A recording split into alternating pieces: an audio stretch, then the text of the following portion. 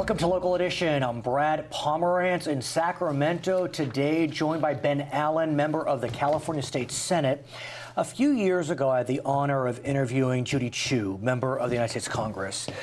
Big advocate of designating part of the San Gabriel Mountains a national monument. She'd been trying to get a congressional designation, didn't happen. President Obama designated. Big ceremony, exciting times.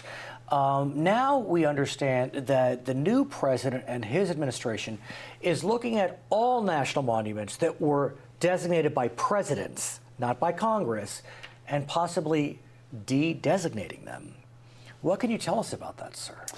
Well, it has never had, so it's never been the case. We've never had an established national monument de-designated by the President of the United States. Now, what we have had are situations where the boundaries have been changed, in some cases reduced. So while I think it would be difficult for the president to do away with a monument altogether, he could potentially reduce the size, potentially significantly, in ways that could be damaging. What I'm wondering is this a solution seeking a problem? 100%.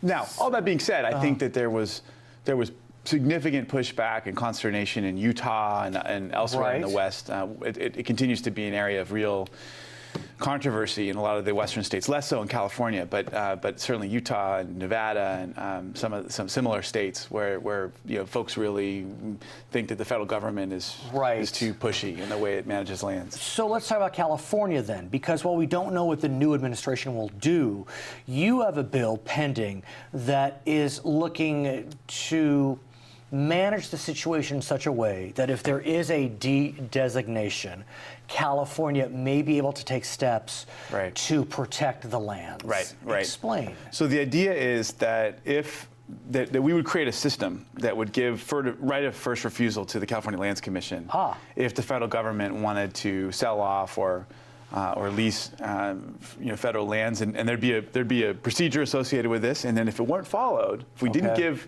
right of first refusal to the state, we would instruct our counties to not record the deed of sale. How interesting. And that would jam up the financing. So I think it's, we're trying to find ways to push back. Ultimately, while it would not be within our constitutional rights to limit the federal government's ability, its right to sell and lease land as it pleases, the act of recording a deed of sale, for example, is very clearly under the control of the state. So you can do this. It's under the control. Yeah, the courts have been clear that that's a local function. So this is a way for the state, like you said, it's a right of first refusal for the state to acquire? If it wants to. Now, of course, ultimately, if we don't have the money, if we don't want to purchase the land, if we don't want to take up the offer, we don't have to, and then the federal government can go ahead and do its thing. So all this would do is give us the right of first refusal. If the federal government wanted to sell off a whole chunk of Yosemite National Park, you better believe the state of California would want to step up and buy it before it was sold off to some developer. Sure. This is not going to solve every problem under the sun, but it would certainly allow us to take a long, hard look at any decision made by the feds if they wanted to sell off federal land, and see if we could muster up whatever we could muster up to protect that land as a state. How's the bill doing?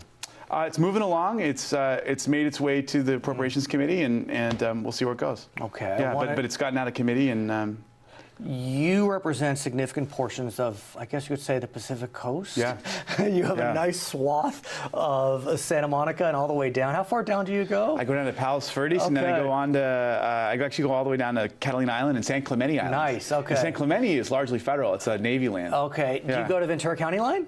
I don't. I go up to about the Getty Villa and Topanga State Park. Okay, but you got a lot of nice coast. Yeah. And beautiful coast. Yeah, and what we know is we'll be walking on the beach and we'll see styrofoam. Yeah.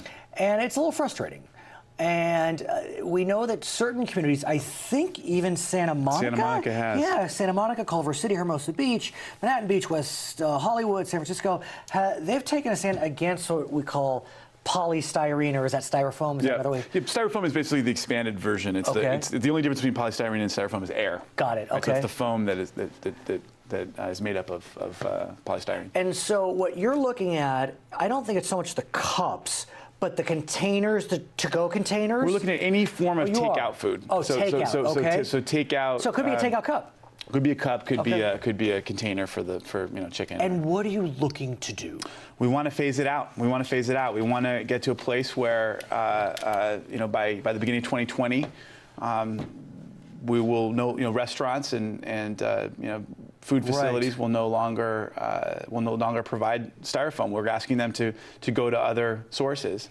We'll give a little extra time to smaller business, to non-chain restaurants. Okay, so what are the concerns though? Is it that they're not recyclable? We hear that they're toxicity, potential carcinogens, cleanup. All of the above? All of the above. Okay. All of the above. I mean, it's causing an enormous problem for our cities. A lot of our cities have this crazy tabs now because they're so far out of compliance. Right. It's so hard to clean up styrofoam. Styrofoam breaks up into little bits, as you know. Right. And it just becomes impossible to clean it up. There are toxicity issues.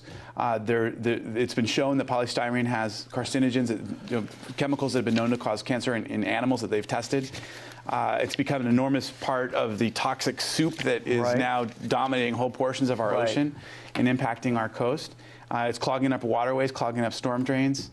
And the fact of the matter is there's another way to do this. We've got other alternatives. And let's talk about that, because that's the big question, is replacements. What will we use instead of those styrofoam, polystyrene to-go containers that will be manageable for the consumer but also affordable for the business? Right. So, with the cities where this has happened, at UCLA, we actually did a press conference on this bill recently at UCLA. And UCLA has been styrofoam-free since 2009. It's worked perfectly fine. There's lots and lots of food vendors on campus, and the students are constantly running around. And they've actually found a way to make it work in a very, very cost-effective manner. In fact, one of the things, I had this wild article I was just reading about McDonald's, that they found that they've actually somehow been able to save money since they phased away from styrofoam. Yeah, here we go. Since McDonald's stopped using polystyrene clamshell containers in 1990, the company saved an estimated $6 million per year on food packaging and reduced restaurant waste by 30%. So there you have it. There are ways to do this, and all of us have been to restaurants that have non-styrofoam containers. You've seen how they work.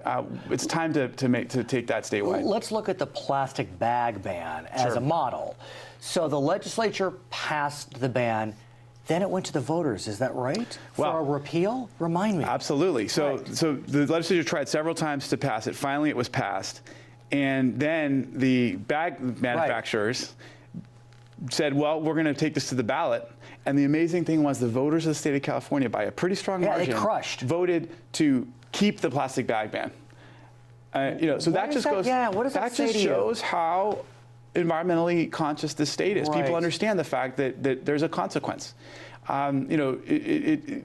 People, all you got to do is spend a little time thinking about the impact on the ocean, the impact on the coast, the impact on storm drain, the impact on city budgets, the impact on health. What was interesting about the plastic bag debate is that you did have some stakeholders supporting the ban. Some grocery chains, I believe. Do you have that here with the polystyrene? Yeah, where you have stakeholders? So part of what happens is that people, so in situations like this, cities start to pass their own bans and their own ordinances, and it actually ends up becoming a real hassle for all the people involved. Because there are 100 cities. Yeah, you got 100 cities. 99, I think. Yeah, so you got 99 cities, 100 cities or something in the state of California who all have their own rules. If you're a chain, or if you're a distributor, you want to be able to know that this is California compliant. You want the uniformity. Provide it to any restaurant in the state. So let's have you back. We want to hear what happens with this bill. Thank you. I'm sure it's going to keep going. His name is Ben Allen. He is a member of the California State Senate. My name is Brad Pomerance in Sacramento. You're watching us on Local Edition.